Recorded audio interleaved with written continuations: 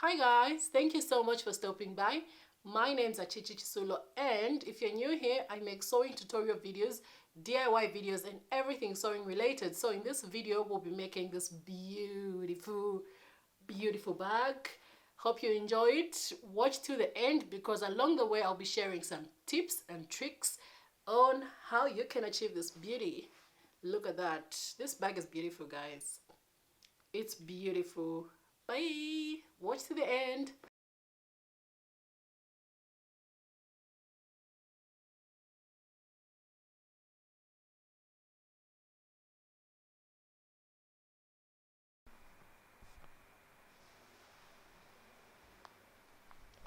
So the fabrics and materials that I used in this project, I used a plain black material.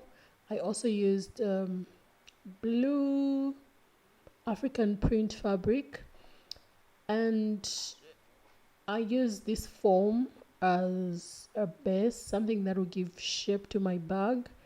It's soft, it's very soft, and it can easily tear off if you put some effort. Yeah, making it easy for it to sew and pass on the sewing machine. I found it from a shop where they sell shoe stuff. I think it should be a sole in the shoe, if I'm not mistaken. Yeah.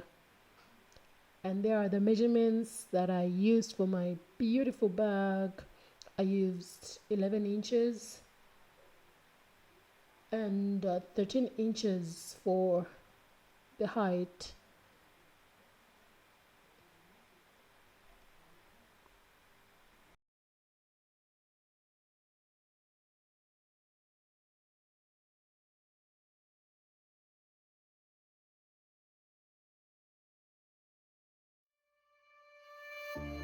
Silent nights recalling you, a souvenir of what it could be.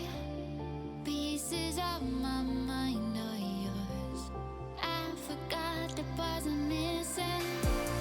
I pretend that we are okay, like nothing's ever broken. And I pretend that we are dancing, like the nights are never ending.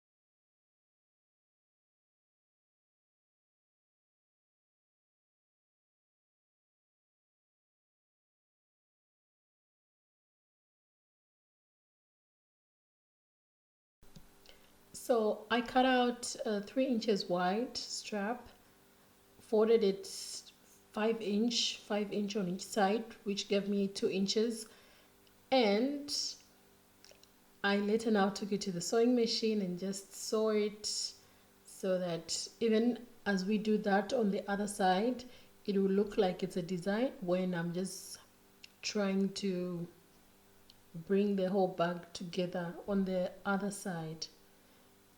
So here I didn't sew this part. I didn't sew the first center part. I don't know what I was rushing for at this point.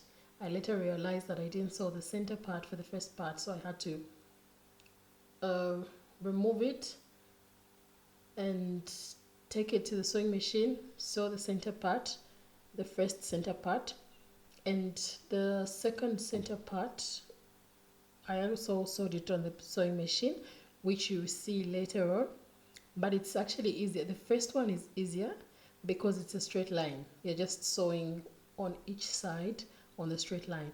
And the second one now, it's actually a bit tricky because you now have it has already made that cylinder shape. So now how to sew it on the sewing machine. Watch and see how I do it.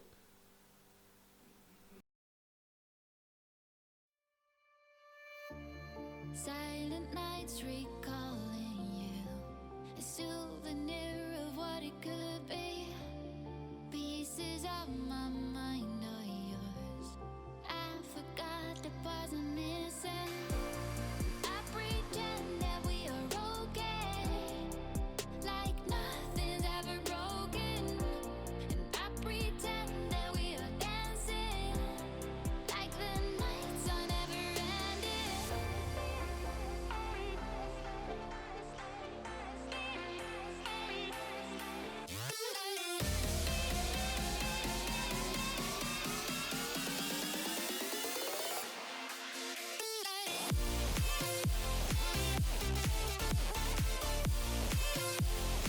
At this point, I was attaching the middle part, and to be honest with you guys, this is actually the hardest part. Maybe it's because I don't, this is not the right machine or something, but I always have trouble when attaching the right side to the left side. Yeah, so I have to sew it and sew it until I get it right. It's always hard, and I think when you make the bag wider, when the circumference is wider, maybe it's actually easier to pass on the sewing machine. I think this one was a bit not wide. I think the circumference was 26. Maybe if you make it more than 26, it'll be much better. And after that, I was making the circle for the down part. I haven't made bags in a long time. I'm failing to just name the terms, the right terms to be used. I'm making the casket, oh, casket.